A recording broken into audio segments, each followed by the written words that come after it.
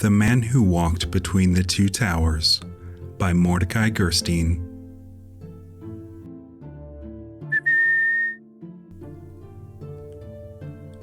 Once there were two towers side by side.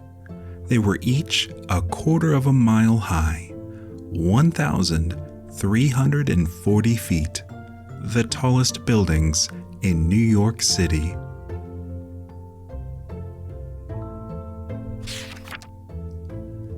A young man saw them rise into the sky. He was a street performer. He rode a unicycle. He juggled balls and fiery torches.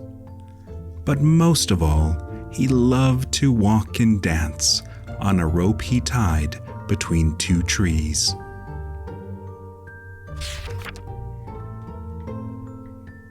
He looked not at the towers, but at the space between them, and thought, what a wonderful place to stretch a rope, a wire on which to walk. Once the idea came to him, he knew he had to do it. If he saw 3 balls, he had to juggle. If he saw 2 towers, he had to walk. That's how he was. Hadn't he danced on a wire between the steeples of Notre Dame Cathedral above his amazed home city, Paris? Why not here, between these towers?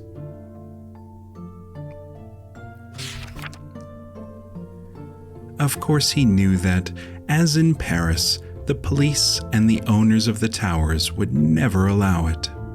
"You must be crazy," they would say. "You'd fall for sure." And so Philippe, that was the young man's name, began a plan to do it secretly. The buildings are not quite finished, he thought. Maybe if I dressed as a construction worker. Early on an August evening, he and a friend entered the South Tower. They got a 440-pound reel of cable and other equipment into the elevator, took it up to the unfinished top 10 floors, and waited till nightfall when everyone had gone. At midnight, on the other tower's roof, 2 more friends tied a thin, strong line to an arrow and shot it across to Philippe, 140 feet away. It missed and landed on a ledge 15 feet below the roof. Bad luck, thought Philippe.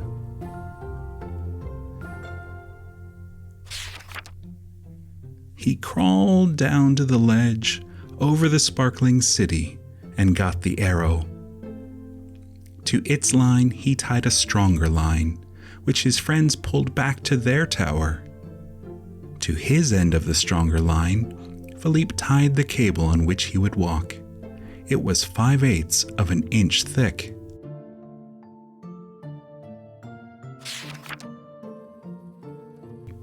His friends pulled the cable over to their tower, but it was so heavy that it slipped from Philippe's grip. The cable's middle plummeted toward the street, pulling the friends on the other tower to the very edge. Philippe, just in time, secured his end. It took 3 hours to pull that cable back up. Frantically, as the stars faded, they tightened it between the towers. It was past dawn before they were ready.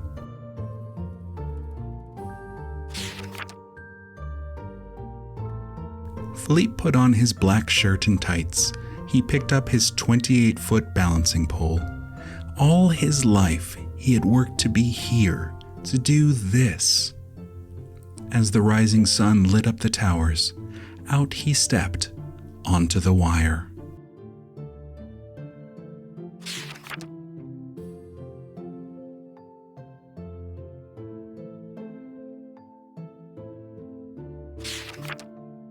Out to the very middle he walked, as if he were walking on the air itself. Many winds whirled up from between the towers, and he swayed with them. He could feel the towers breathing. he was not afraid. He felt alone and happy and absolutely free.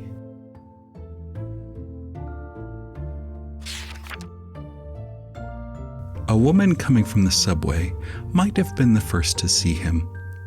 "Look, someone walking on a wire between the towers." Everyone stopped and looked up. They gasped and stared. It was astonishing. It was terrifying and beautiful. A quarter of a mile up in the sky, someone was dancing. Police saw it too.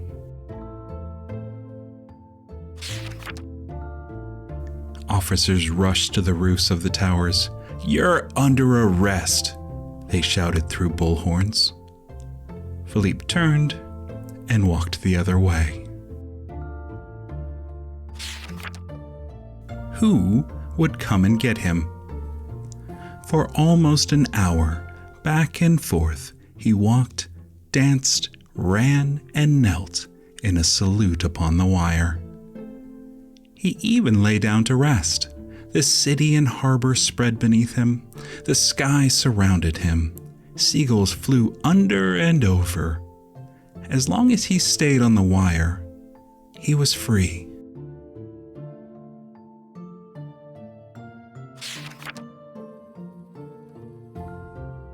When he felt completely satisfied, he walked back to the roof and held out his wrists for the handcuffs. They brought him to court. The judge sentenced him to perform in the park for the children of the city. This he did happily, though during his performance some boys playing on his wire jerked it, and Philippe fell. But cut himself. Now the towers are gone. But in memory, as if imprinted on the sky, the towers are still there. And part of that memory is the joyful morning, August 7th, 1974, when Philippe Petit walked between them in the air. The end.